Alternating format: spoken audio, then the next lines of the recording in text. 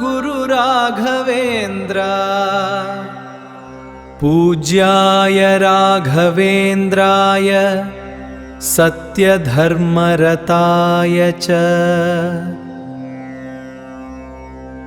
ಭಜತಾಂ ಕಲ್ಪವೃಕ್ಷಾಯ ನಮತಾಂ ಕಾಮಧೇನವೇ.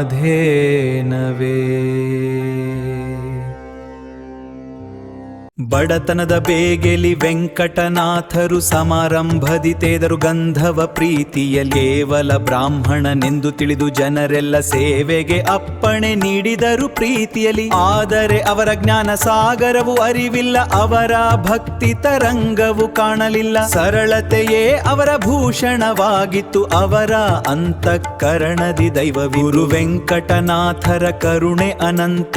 ಶರಣು ಶರಣು ಎನ್ನುತ್ತ ಹಾಡುವೆ ನಿರಂತರ.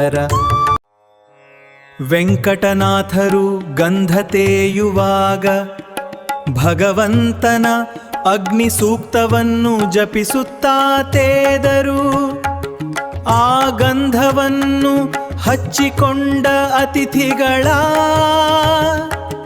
ಮೈಯೆಲ್ಲ ಉರಿಯಲಾರಂಭಿಸಿತು.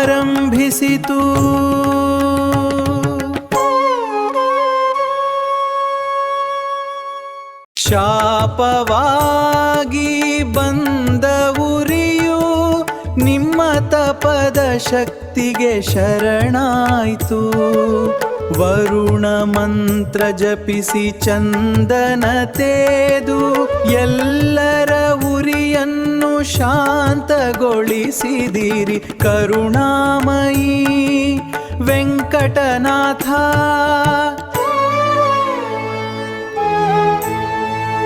ಶಾಪವಾಗಿ ಬಂದ ಉರಿಯು ನಿಮ್ಮ ತಪದ ಶಕ್ತಿಗೆ ಶರಣಾಯ್ತು.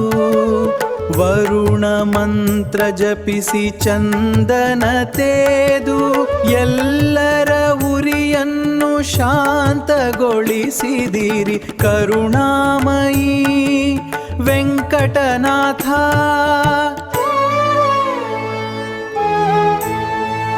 ಗುರುವಿನ ಕರುಣೆ ಜ್ಞಾನದ ಜ್ಯೋತಿ, ವೇದಗಳ ಸಾರ ವೆಂಕಟನಾಥಯತಿ. ಮಧುರ ಮೆಲೋಡಿ ಭಕ್ತಿಯ ಗೀತೆ, ರಾಯರ ಮಹಿಮೆ ಅನಂತ ಕೀರ್ತಿ. ಮಂತ್ರಾಲಯದ ಗುರು ಶ್ರೀ ರಾಘವೇಂದ್ರ, ಭಕ್ತರ ಪಾಲಿನ ಕಲ್ಪತರು ಶ್ರೀ ರಾಘವೇಂದ್ರ.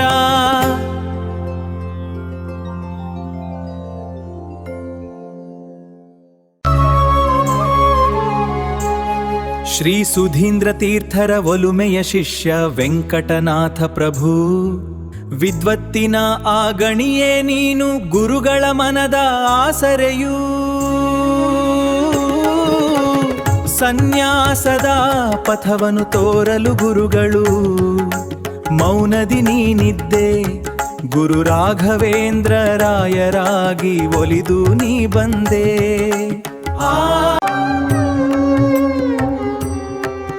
ಸಂಸಾರದ ಬಂಧನ ನೀಗಲು ಮನಸ್ಸು ಒಪ್ಪದ ಅಕ್ಷಣದಿ ಪಡೆದ ವಿದ್ಯಾಲಕ್ಷ್ಮಿಯೇ ಒಲಿದು ಬಂದಳು ದೇವಿಯ ರೂಪದಲ್ಲಿ.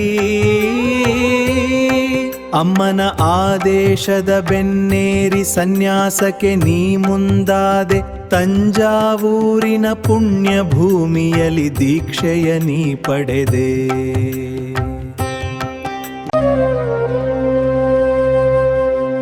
ವೆಂಕಟನಾಥನ ನಾಮವು ಮರೆತು ಜಗಕ್ಕೆ ನೀನಾದೆ ಗುರುರಾಯ. ರಾಘವೇಂದ್ರ ತೀರ್ಥರೆಂಬ ನಾಮದಿ ಬೆಳಗಿತು ನಿನ್ನಯ ಕರುಣಾಲಯ. ಮಂತ್ರಾಲಯದ ಮಹಾಪ್ರಭುವೆ ಶರಣು ಶರಣು ರಾಘವೇಂದ್ರ. ನಿನ್ನಯ ಕೃಪೆಯ ಮಳೆಯನು ಕರೆಯುತ್ತ ಕಾಯೋ ಜಗದ್ಗುರು ರಾಘವೇಂದ್ರ ಸ್ವಾಮಿ.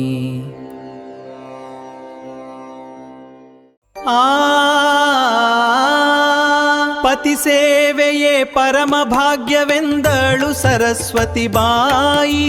ಪತಿಯ ಅಗಲಿಕೆಯ ನೋವ ತಾಳದೆ ಕೊರಳೊಡ್ಡಿದಳು ಮೃತ್ಯುವಿಗೆ. ಕರುಣಾಮಯಿರಾಯರ ದಿವ್ಯ ಹಸ್ತದ ಜಲಬಿಂದುಗಳು ಪರಮ ಪದವಿಯ ತೋರಿದವು, ಮುಕ್ತಿಯ ಮಾರ್ಗವ ತೆರೆದವು. ಆ